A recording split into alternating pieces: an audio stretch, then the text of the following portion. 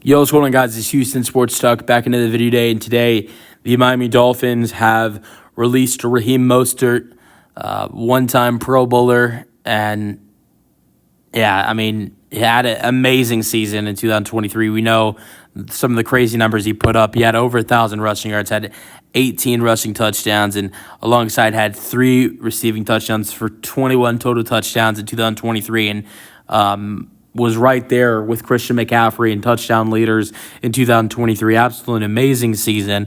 Alongside his 1,000 rushing yards, he had 200 receiving yards. So such an amazing season he had in 2023. But it was not the case for him at all in 2024. 85 carries, 278 rushing yards, only 2 rushing touchdowns.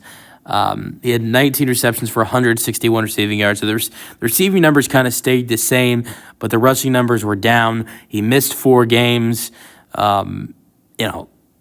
also, to be fair, he wasn't actually starting anymore. That was another thing. He was a starter in 2023. He only started 1 game in 2024. That's because Devon Achane, played a bigger role this season for the Miami Dolphins. And, Raheem Mostert didn't, he just didn't have the same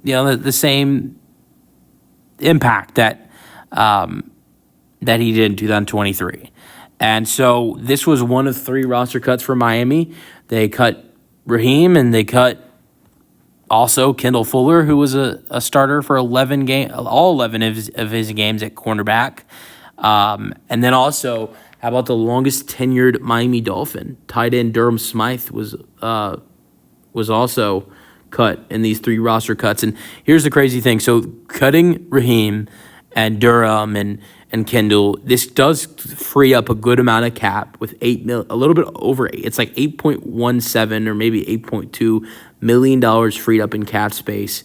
But Miami is one of 9 teams. There's a list of teams that are in the negative in the cap. It's like the Texans, the Bucks, the Chiefs, the Saints are the biggest one. There are a couple other teams that are in negative in the cap, and one of those teams is the Miami Dolphins.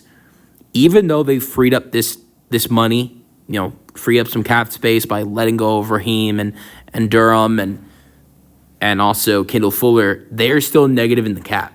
So that you don't have a lot of there are not a lot of great ways to improve the team throughout the offseason if you don't have a lot of cap space to spend, or in their case, negative. So that will be interesting. I would not be surprised if there are more roster cuts for this Miami Dolphins team this offseason. I think this might be the first round of roster cuts for Miami, potentially. We'll see what happens there. I think it's tough to lose what Raheem did for you in 2023, but you've already lost it, if you ask me. You lost it in 2024. So what his production that they got from him in 2023 was already gone. So now you're just getting rid of the player. But look, I don't think it's terrible to get rid of him. I'll say this. You have Devon, who is, I think, is just going to continue to emerge, but also, it's important to note that they just drafted Jalen Wright last year from Tennessee in 4th round, pick 120, and he had a solid year. Didn't get a lot of attention, but there was one game where the one game he had over 10 rush attempts, which he had 13 rush attempts, had 86 rushing yards. If you go to Raheem Mostert's highest rushing yard game this season, that's 80. And that was on 19 attempts. So if you compare Raheem Mostert's best game this season compared to Jalen Wright, we're comparing a vet to a rookie. Rookie Jalen Wright had 13 carries for 86 rushing yards, and Raheem had 19 carries for 80 rushing yards. And I want to say those games were both against the New England Patriots.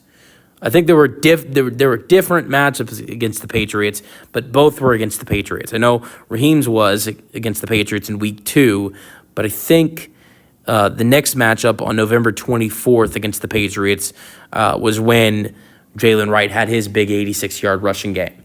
But yeah, and look, also another important thing is Jalen Wright, comparing a rookie to a really good veteran, had more rushing yards per carry this year as well compared to Raheem. So we'll see where he ends up, because I definitely think there are going to be some teams that are going to be really interested in picking him up, because I still think he's a solid running back. I don't know how many teams will actually look at him being maybe the number one guy, but as a backup running back or possibly a number one, he's definitely a really solid pickup. We'll see where he ends up. Let me know your thoughts in the comment section, and peace out.